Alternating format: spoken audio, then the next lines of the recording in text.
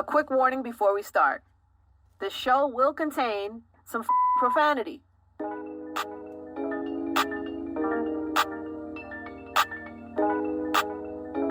Hey guys, I'm Edge Martinez. I am a radio and television personality and hip-hop journalist, and I've interviewed almost every major rapper over the years, from J. Cole to Jay-Z, and from Cardi B to Kanye West. But I have never met anyone like Tekashi 6ix9ine. Luda, you bum-ass, pussy-ass, Fast and the Furious. Yo, fuck Keith, fuck Lil Reese, fuck all them niggas. Fuck y'all niggas, fuck my nigga. This fucking Treyway nigga. Let's save this video, because remember I said this. Nothing's gonna happen to me at all. Tekashi 6ix9ine went from being a poor, struggling kid in Bushwick, Brooklyn, to 2018's biggest rap star in record time. But it wasn't just his music that went viral. He documented his every move on social media and endlessly trolled his enemies. He lived a reality show. But after he joined the dangerous gang, the 9 Trey Gangsta Bloods, things quickly spiraled out of control. Tekashi 6ix9ine was supposed to be the gang's cash cow. He ended up being their downfall. Tekashi 6ix9ine in trouble again. He was taken into custody Sunday night for racketeering and firearms charges, along with his ex-manager. This was a massive law enforcement effort. It involved ATF, Homeland... Welcome to Infamous, the Tekashi 6ix9ine story. The series explores Tekashi 6ix9ine's meteoric rise to the top of the rap game and the gang violence that brought him down. Over 8 episodes, we're going to hear from those closest to 6ix9ine, the people who were there for it all. You'll hear exclusive interviews with the people who built 6ix9ine's image. I knew that the shit was just gonna go crazy because he's like a polarizing figure. Members of 9 Trey, the gang he repped. He wanted that authenticity. They want to hear that I grew up with him in the hood, that we probably stole some chips from the corner store together or some shit. So I don't know, I guess that's what that was. Secret wiretaps used by the feds. He ain't a gang member no more. Nah, he ain't nothing.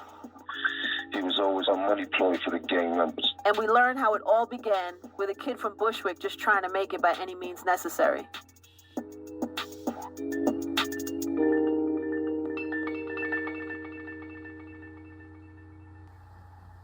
On November 16th, 2018, 6ix9ine sat for his second interview on the hip-hop radio show, The Breakfast Club, on New York City's Power 105.1. We got a special guest in the building. He's back. Tekashi 6ix9ine. King of New York. I'm hot. He was there to promote his first full-length album, Dummy Boy. It had all the biggest artists in the game on it. We got Kanye West, Nicki Minaj, Lil Baby, Gunna, A Boogie, Tory Lanez, Bobby Shmurda, of course. Bobby Shmurda. It's gonna be #1 album in the country. But the Breakfast Club didn't want to talk about that. Why did you fire everybody, 6ix9ine? Yeah, we seen the video yesterday. Just a day before that interview, 6ix9ine went on his favorite platform, Instagram, and he posted a story that surprised his 15 million followers. What's up, everybody? So I'm letting everybody know that I canceled my whole tour. The American dates is not happening. It's not going down. Austin, Texas. He canceled appearances at some huge venues, and then he threw some bombs at some very dangerous people. Whoever is booking shows for Tekashi 6ix9ine is stealing your fucking money. And now on The Breakfast Club, live to millions of listeners, 6ix9ine doubled down. He claimed his manager Shadi and his crew had stolen millions that he should be getting. And worse, they'd betrayed him. You wanna know what these dirty promoters did? These dirty-ass fucking promoters called the people who booked me for the show, remember, these dudes, and they said, yo, his mom lives at this address, gave him my address, and said, if he doesn't do the show, go do something to his mother. Wow. That's crazy. By now, Tekashi 6ix9ine was known for stirring shit up. He crossed every line and every one, and he never stopped. His fans became addicted to the drama, and his enemies couldn't stop him. But in this radio interview, he's like on a whole other level, and you can hear it. He's about to turn on the very people who have been protecting him. 9 Trey, one of the original sets of the Bloods in New York City. There's a difference between being a gang member and just being a dirty nigga. You feel me? And 80% of this industry is dirty niggas. 90. These is dirty Bloods. Now this type of talk, can get people killed. The 9 Trey members who were listening that day knew that Tekashi 6ix9ine was breaking a code. He called them dirty bloods on the radio. Why would he do that? One thing I fear in life. No, 2 things. No, I'm not gonna. I fear God and I fear the FBI. I got federal agents sitting in front of my house. 1, 2, 3, 4, 5, 6 cars. And just 2 days after this interview, Well, the album comes out November 23rd. November 23rd, Dummy Boy. Homeland Security, the ATF, and the NYPD would join forces to arrest Tekashi 6ix9ine, a.k.a. Daniel Hernandez. They also arrested his manager Shadi and 3 other people. They'd all be charged with racketeering and firearms offenses, felonies that carry a sentence of up to life in prison. The arrest marked the end of a federal investigation into the 9 Trey gang that had been going on for 5 years. The investigation was going nowhere, but then the feds got a gift. One that came with an Instagram account, endless beefs, and a reality TV style obsession with filming his own crimes. Everybody getting shot. Boom, boom, boom. A gift named Daniel Hernandez, who was also willing to take the stand and talk. Mr. Hernandez, do you recognize anyone in the courtroom who was a member of 9 Trey when you were a member? Yes.